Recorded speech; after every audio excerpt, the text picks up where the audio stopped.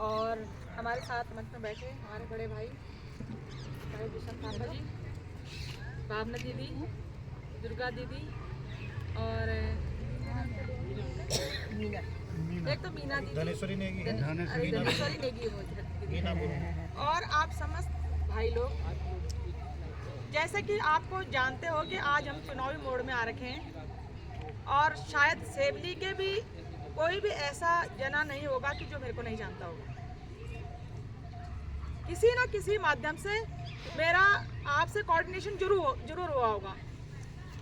आज हमारे बीच में अगर हम ये कहते हैं कि सड़क ही मेन मुद्दा है, तो सड़क को लेकर तो मैं आपको बता देती हूँ कि आपके यहाँ पानी की लाइन अभी नहीं बिछी है।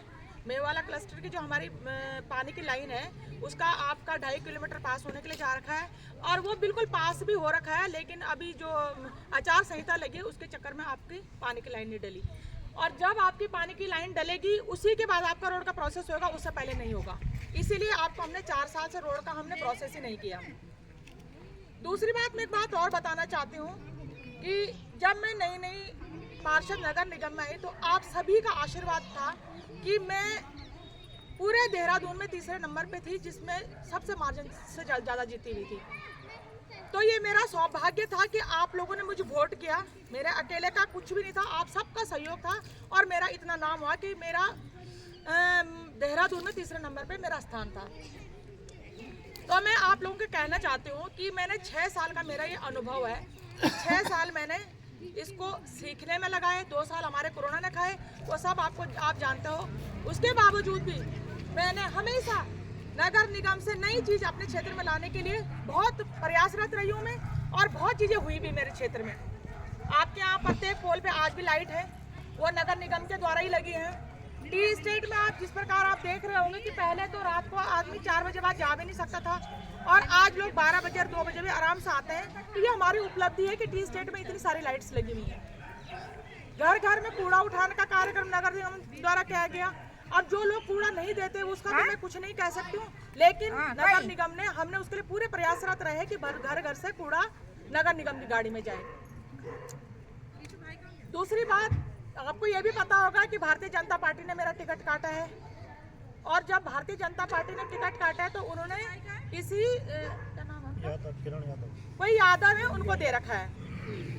तो मुझे इस बात का कोई अफसोस नहीं था कि उनको क्यों नहीं मिला, क्योंकि जो भी लिस्ट लोकतंत्र में कोई भी लड़ सकता है, ऐसी हमारी कोई ऐसी भावनाएं नहीं थी। लेकिन वो हमारी विधानसभा के नहीं है।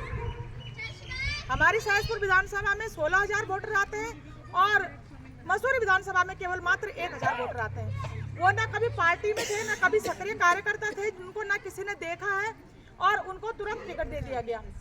तो मैं ये कहना चाहती हूँ कि जब उनको टिकट मिला तो तब मेरी ही जनता ने मुझे कम से कम दूसरे दिन, मैं तो चुप बैठ गई थी, लेकिन बोला मैडम आप उठो और हम आपको वोट देंगे। कोई बात नहीं, वोट तो जनता देती है, टिकट ही तो देती है पार्टी, वोट तो जनता ने देना है। बोला हम आपको वोट देंगे और आप निर्दलीय उठो।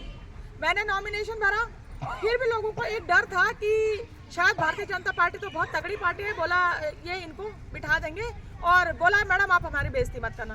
देखो मैंने कहा जनता मेरे साथ है तो मैं भी बिल्कुल अड़ी हूँ, मैं किसी के कहने पर बैठने वाले नहीं हूँ। और मैंने नॉमिनेशन भरा और बहुत बढ़िया हमारा नॉमिनेशन हुआ, और मेरे को लगता है कि सब पार्षदों में सबसे अच्छा हमारा निर्दलीय का नॉमिनेशन हुआ है। तो मैं आप लोगों को यही बताना चाहती हूँ कि मेरा 6 साल का ये अनुभव है, और बैठने के लिए मैं भी बैठ सकती थी, मुझे कोई इतनी आपत्ति नहीं थी।